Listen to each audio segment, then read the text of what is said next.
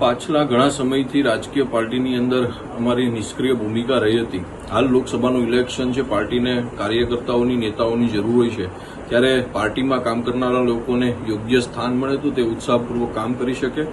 અને અમે સમય આપી નહોતા શકતા, કામ નહોતા કરી શકતા, તો એને લઈ અને ખાસ આ પ્રકારનો નિર્ણય લીધો છે કે આજે પાર્ટીના તમામ મુદ્દાઓ પરથી રાજીનામું આપીએ છીએ, જેથી યોગ્ય વ્યક્તિને પાર્ટીમાં પ્રાધાન્ય મળી શકે.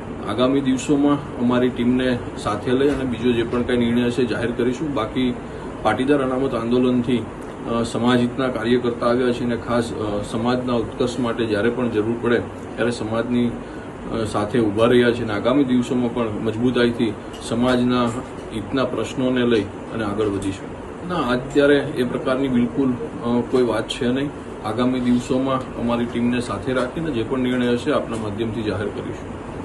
વર્તમાન સમયમાં વિધાનસભાના ઇલેક્શન પછી અમે ખૂબ કામગીરી ઓછી રહી છે અને જવાબદારી પણ ઓછી નિભાવતા એટલે જવાબદારીમાંથી મુક્ત થયા છે અને પાર્ટી ત્યાં કોઈ પણ વ્યક્તિને મૂકીને પાર્ટી પોતાની કામગીરી કરી શકે એ માટે મુક્ત થયા છે. ભવિષ્યની બાબતમાં હાલ કોઈ પણ પ્રકારની વાત તો મારી ફિક્સ નથી.